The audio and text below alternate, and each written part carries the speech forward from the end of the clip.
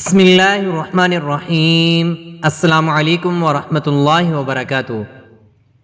جو لوگ اللہ تعالیٰ کی راہ میں اپنا مال خرچ کرتے ہیں ان کے لیے اللہ تعالیٰ نے قرآن پاک میں ارشاد فرمایا ہے، جو اپنے مال اللہ تعالیٰ کی راہ میں خرچ کرتے ہیں پھر پیچھے احسان نہ رکھیں نہ تکلیف دیں، ان کا ثواب ان کے رب کے پاس ہے اور انہیں نہ کچھ اندیشہ ہو اور نہ کچھ غم۔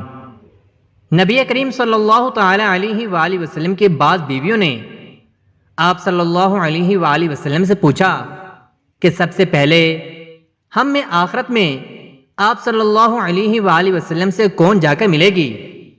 تو آپ صلی اللہ علیہ وآلہ وسلم نے فرمایا، جس کا ہاتھ سب سے زیادہ لمبا ہوگا۔ اب ہم نے لکڑی سے ناپنا شروع کر دیا تو حضرت سعودہ رضی اللہ تعالی عنہ سب سے لمبے ہاتھ والی نکلیں۔ ہم نے بعد میں سمجھا کہ لمبے ہاتھ والی ہونے سے آپ صلی اللہ علیہ وآلہ وسلم کی مراد صدقہ زیادہ کرنے والی تھی، اور زینب رضی اللہ تعالی عنہ ہم سب سے پہلے نبی کریم صلی اللہ علیہ وآلہ وسلم سے جا کر ملیں۔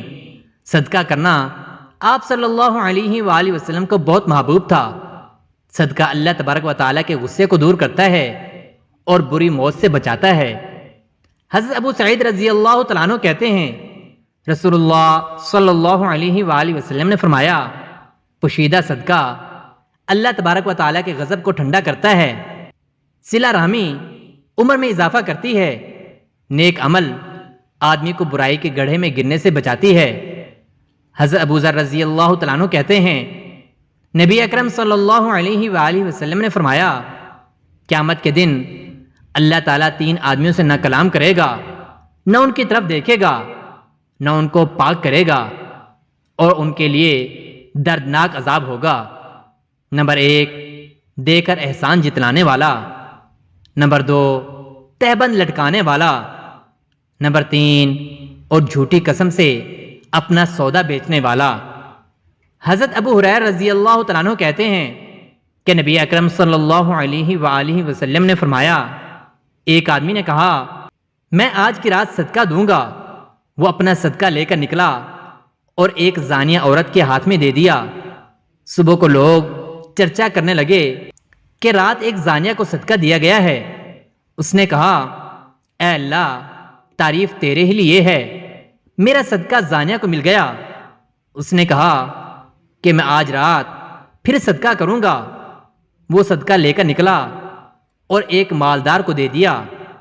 لوگوں نے باتیں کی کہ آج کوئی مالدار کو صدقہ دے گیا۔ اس نے کہا، اے اللہ، تعریف تیرے ہی لیے ہے، میرا صدقہ مالدار کے ہاتھ لگ گیا ہے، میں آج پھر صدقہ دوں گا۔ وہ صدقہ لے کر نکلا اور ایک چور کے ہاتھ میں دے دیا۔ صبح کو لوگوں نے کہنا شروع کر دیا، رات کسی نے چور کے ہاتھ میں صدقہ دے دیا ہے۔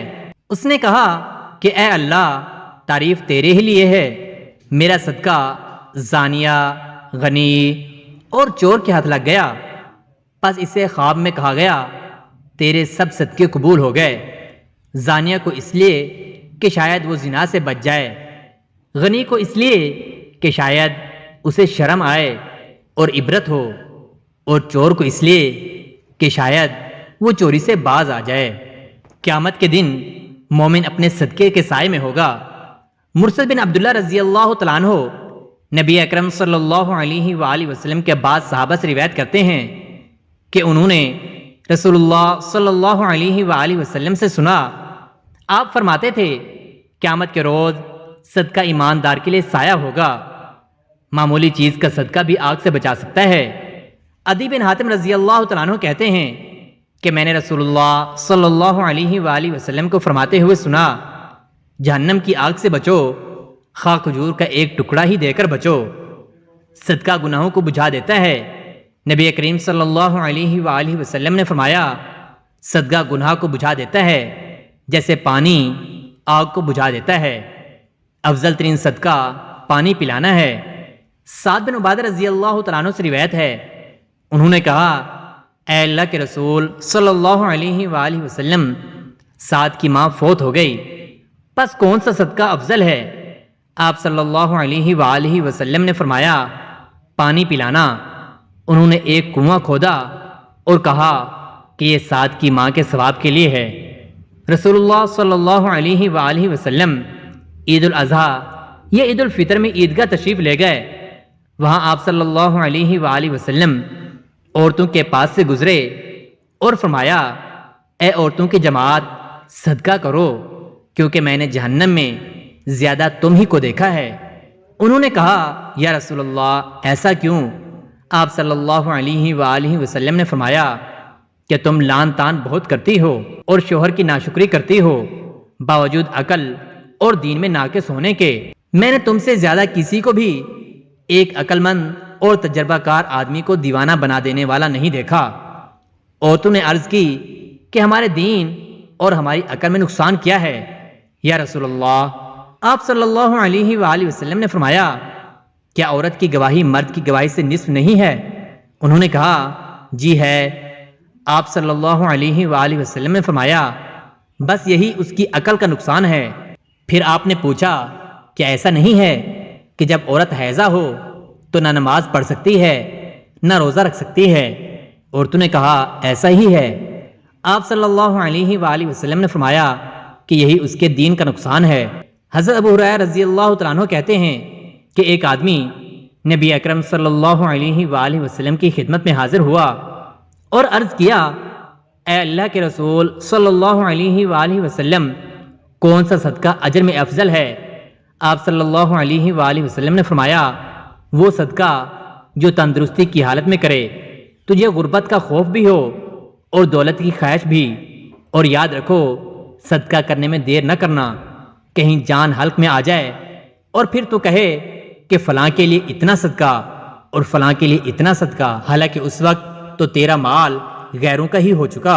حضرت عمر بن خطاب رضی اللہ تعالیٰ عنہ کہتے ہیں کہ میں نے ایک گھوڑا سواری کے لیے اللہ کی راہ میں دیا، جس کو دیا تھا اس نے اسے ضائع کر دیا، پوری خدمت نہ کی، تو میں نے اس کو خریدنا چاہا اور خیال کیا کہ وہ سستا بیچ دے گا۔ میں نے رسول اکرم صلی اللہ علیہ وآلہ وسلم سے پوچھا، آپ صلی اللہ علیہ وآلہ وسلم نے فرمایا، اسے مت خریدو اور اپنے صدقے کو واپس نہ لو، خواہ وہ تم کو ایک ہی درہم میں دے، کیونکہ صدقہ دے کر واپس لینے والا ایسا ہے جیسا کہہ کر کے چاٹنے والا۔ حضرت ابو ذر رضی اللہ تعالیٰ عنہ سے مروی ہے کہ حضور پاک صلی اللہ علیہ وآلہ وسلم نے ایک واقعہ بیان فرمایا کہ بنی اسرائیل میں ایک بہت عبادت گزار راہب تھا۔ اس نے اپنے عبادت خانے میں 60 برس تک اللہ تعالیٰ کی عبادت کی۔ پھر ایک روز زمین پر بارش ہوئی جس سے زمین سرسبز ہو گئی۔ راہب نے اپنی عبادت گاہ سے جھانکا تو اس نے سوچا کہ اگر میں نیچے اترا تو اللہ تعالیٰ کے ذکر میں مشغول ہو جاؤں تو اس طرح اپنی نیکیوں میں اضافہ کر لوں گا۔ چنانچہ وہ نیچے اترا تو اس کے پاس 1 یا 2 روٹیاں تھیں۔ اسی دوران اسے ایک عورت ملی، دونوں میں باتیں شروع ہوئیں، حتیٰ کہ اس نے اس عورت سے زنا کر لیا۔ پھر اس پر غشی طاری ہو گئی۔ افاقہ ہونے پر غسل کرنے کے لیے ایک تالاب میں اترا تو ایک سائل آیا، اس نے اشارہ کیا کہ وہ دونوں روٹیاں لے جائے۔ پھر وہ راہب مر گیا تو اس کی 60 سالہ عبادت کا اس زنا سے موازنہ کیا گیا تو وہ زنا اس کی نیکیوں پر غالب ہو گیا۔ پھر اس کی نیکیوں کے پلڑے میں وہ 1 یا 2 روٹیاں جو اس نے سائل کو صدقہ کی تھیں رکھی گئیں تو اس کی نیکیاں غالب آ گئیں اور بفضل اللہ اس کی مغفرت ہو گئی۔